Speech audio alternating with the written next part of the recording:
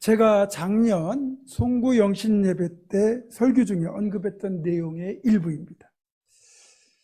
지난 5월부터 거리두기가 대폭 완화되면서 실외에서는 마스크 착용이 해제되었고 실내 취식도 허용되었습니다.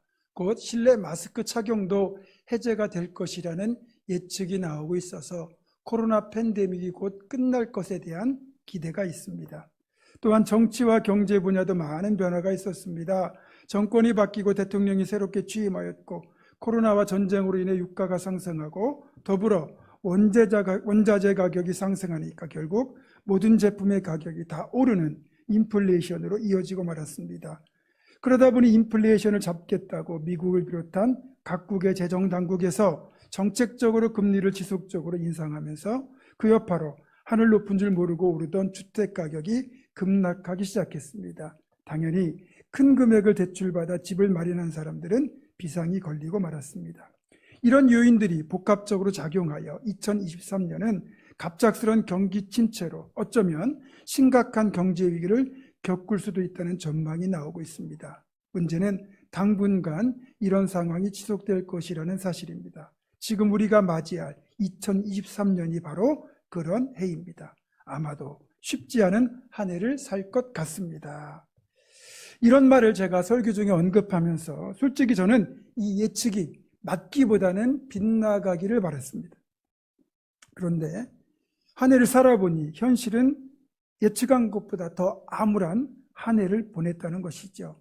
작년보다 이자율은 더 상승했고 대내외적 환경이 더 나빠지면서 경기 침체는 더 심화되었고 개인과 가정의 삶의 질도 더불어 악화되었습니다. 이런 거친 세파는 성도와 교회라고 해서 예외는 될 수 없었습니다. 우리들 역시 나름대로 선한 결단을 하고 한 해를 살고자 열심히 애를 썼지만 우리의 삶도 참 고달팠습니다. 교회 역시 금리 인상의 여파를 고스란히 맞아서 원래 예상했던 것보다 훨씬 많은 대출 이자를 감당하면서 재정적인 압박도 받아야 했습니다. 쉽지 않은 한 해였습니다. 이런 어려운 상황을 겪으면서도 교회와 성도들 모두 여기까지 왔다는 건 정말 기적이 아닐 수 없습니다. 한 해 동안 얼마나 사건과 사고가 많았습니까? 지구촌 곳곳에서 전쟁과 테러가 발생하고 지진, 폭우, 가뭄 등의 천재지변으로 인해서 많은 이들이 삶의 터전을 잃어버렸습니다. 이런 시대를 온몸으로 살아내면서 그래도 건강한 모습으로 우리가 모두 2023년도 마지막 주일 예배에 참석할 수 있다는 건 기적이자 엄청난 은혜입니다.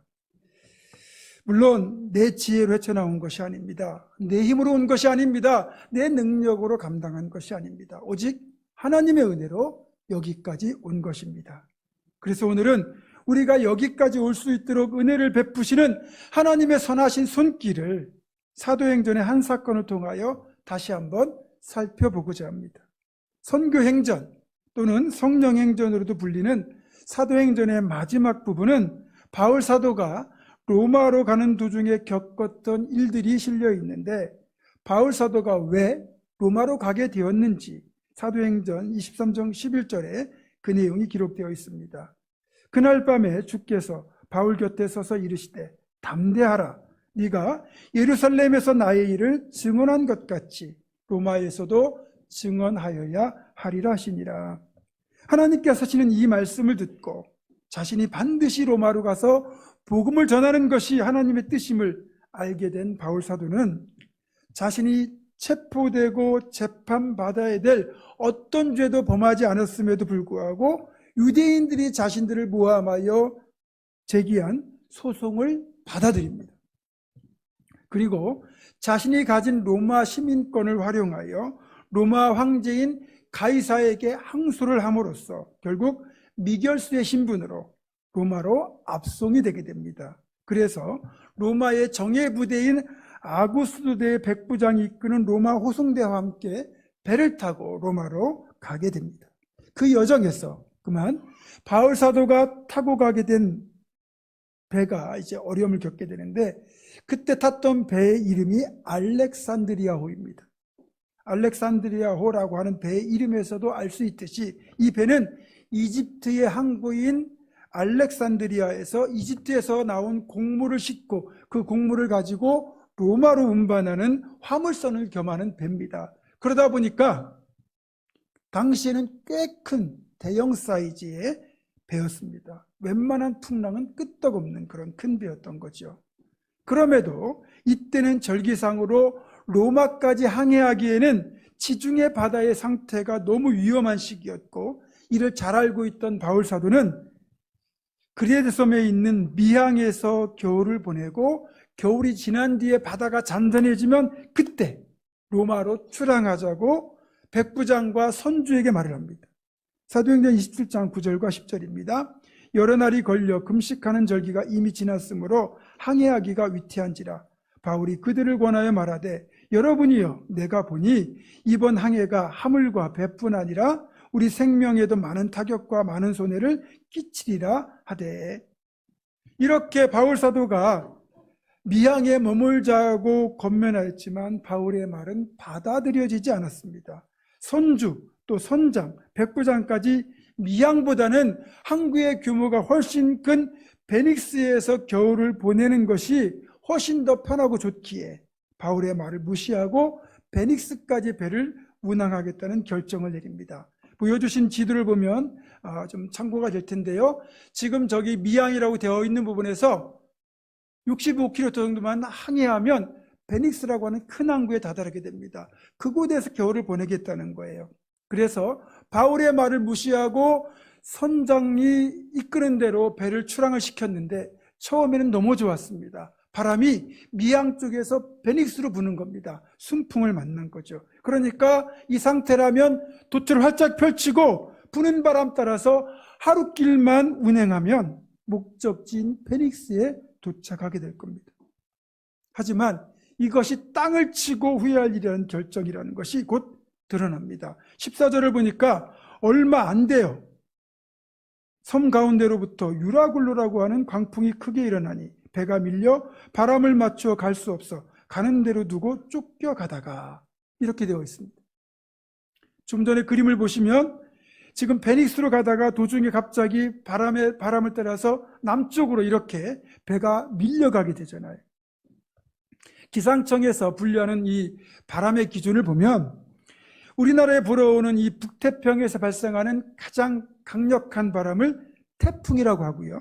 그리고 인도양이나 벵골만에서 발생하는 강한 바람은 사이클론이라고 합니다. 그리고 북대서양, 카리브해, 멕시코만 태평양 북동부에서 발생하는 강력한 바람은 허리케인이라고 부르죠.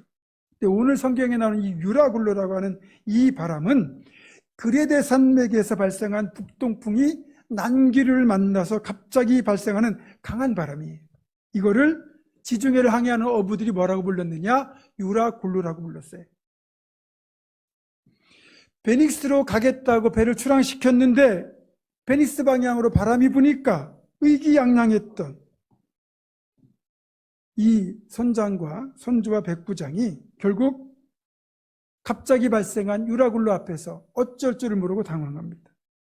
사람의 경험이나 전문적인 지식은 사실 어려운 일을 만나면 아무 의미가 없습니다. 결국 유라굴로 때문에 배가 난파될까 봐 어쩌지도 못하고 풍랑에 그대로 떠밀려가게 둡니다. 그러다 보니까 배가 베니스 방향이 아닌 남쪽 방향으로 떠밀려가게 되었고, 그렇게 꼬박 3일을 대책 없이 필요하게 됩니다.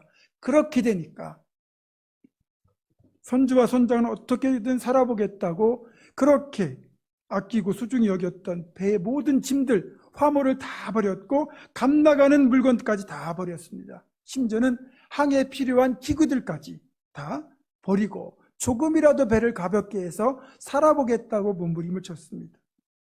그렇습니다. 생명보다 소중한 건 없죠. 이렇게 풍랑 속에서 여러 날을 보냈지만 해와 별도 보이지 않는 어두운 바다에서 계속해서 풍랑이 일어나니까 그들은 이제 구원의 소망까지 포기해버리고 말았습니다. 이때 바울 사도를 통하여 하나님의 말씀이 선포됩니다. 오늘 본문이죠. 내가 섬기는 하나님의 사자가 어젯밤에 내 곁에 서서 말하되 바울아 두려워하지 말라. 네가 가이사 앞에 서야 하겠고 또 하나님께서 너와 함께 항해하는 자를 다 내게 주셨다 하였으니 그러므로 여러분이 안심하라. 나는 내게 말씀하신 그대로 되리라고 하나님을 믿노라. 그런즉 우리가 반드시 한 섬에 걸리리라. 사실 세상이 태평하고 별다른 어려움이 없을 때는 우리 신앙인들의 역할이 잘 보이지 않습니다. 세상이 우리를 필요로 하지 않죠. 그게 당연한 겁니다. 세상이 우리를 무시한다고 존중하지 않는다고 해서 서운할 필요가 없는 이유이기도 해요. 하지만 세상이 혼돈에 빠지고 삶이 위기에 처할 때 비로소 세상은 신앙인들을 필요로 하고 우리 하나님을 찾게 됩니다. 위기 앞에서 그리고 진정한 지도자가 드러나죠. 바울이 바로 그런 인물입니다. 바울 사도가 전에 했던 말이 다 맞았다는 걸 사람들이 이제 인정합니다. 그래서 이제부터는 선조와 선장, 백부장까지 바울 사도가 하는 말을 존중하고 따르게 됩니다. 우리가 평소 바르게 살아야 위기의 때에 세상이 우리를 찾고 우리의 말에 귀를 기울여 줍니다. 바울처럼 죄수의 몸으로 가고 있는데도 불구하고 하는 말이 다 맞으니까 강력한 지도자로 설 수 있었습니다. 끝까지 말과 행동에 신실한 성도가 되어 이런 선한 모습을 나타낼 수 있기를 주님의 이름으로 축원합니다. 그렇게 바울 사도가 말했지만 이 알렉산드리아호는 그 뒤로도 며칠을 더 필요합니다. 결국 지금 보여드리는 그림에서 보는 것처럼 그레데, 저 미양살모에 써있는 저 크레타 섬이라고 되어 있는 저 그레데에서 무려 1000km가 넘게 떨어진 멜리데라는 오늘날 몰타라고 하는 곳까지 배가 떠밀려 간 겁니다. 이렇게 총 배가 그러니까 떠밀려 다닌 시간이 14일이에요.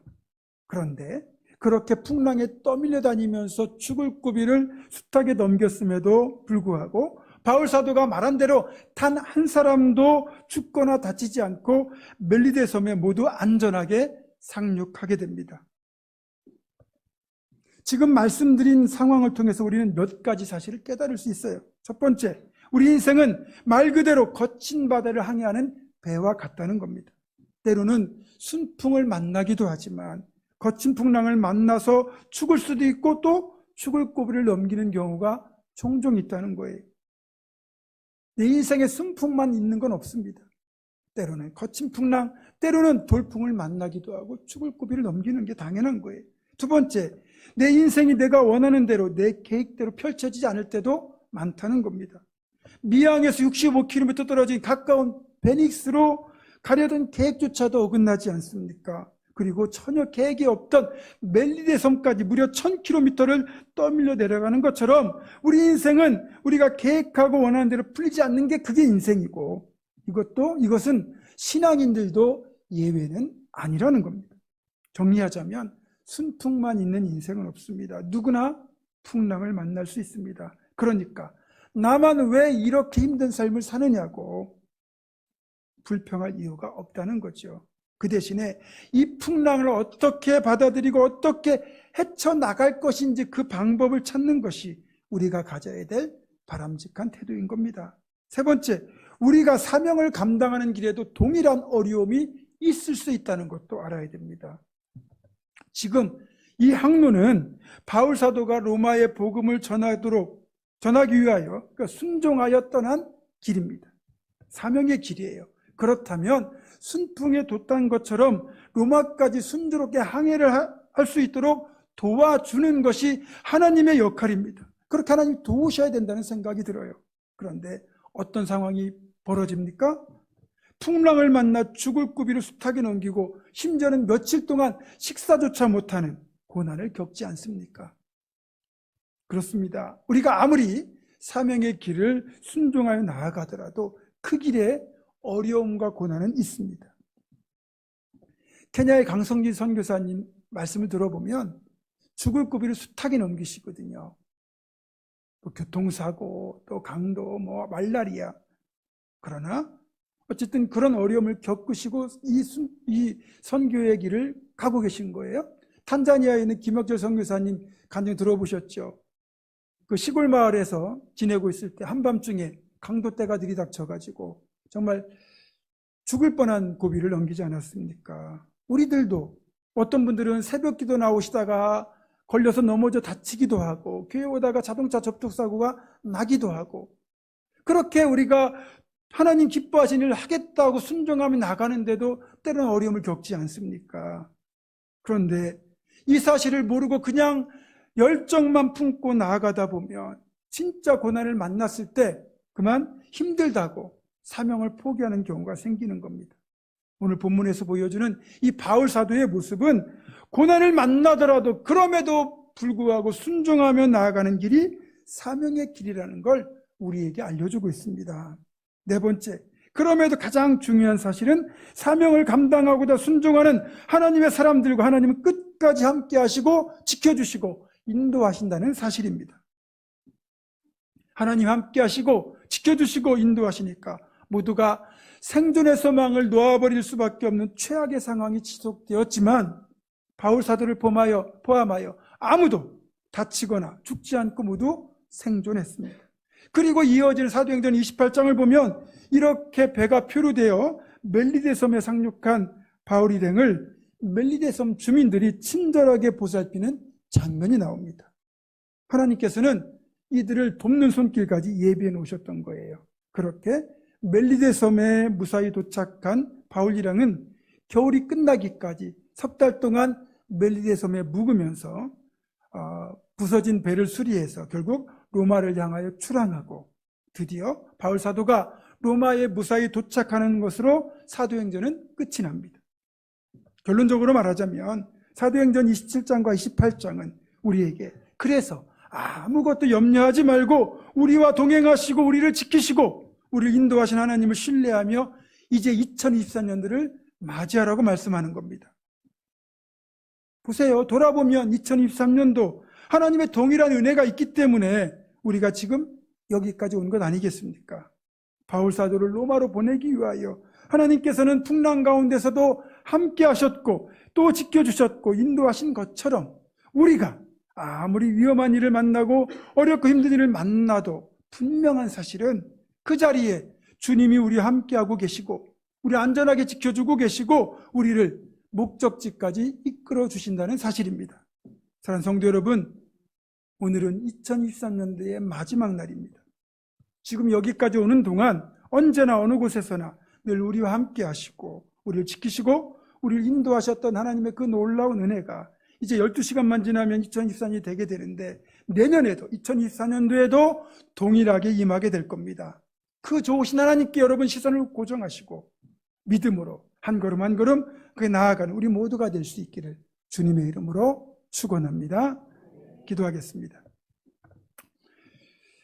고마우신 하나님, 2024년도 한 해의 마지막 날 여기까지 오는 동안 우리와 함께 하시고 우리를 지키시고 여기까지 인도하신 은혜에 감사를 드립니다. 2024년도에도 동일한 은혜를 베풀어 주심으로 하나님을 믿음으로 붙들고 더욱 사명에 충실한 우리 모두가 되게 하여 주시옵소서. 예수 그리스도의 이름으로 기도드립니다. 아멘.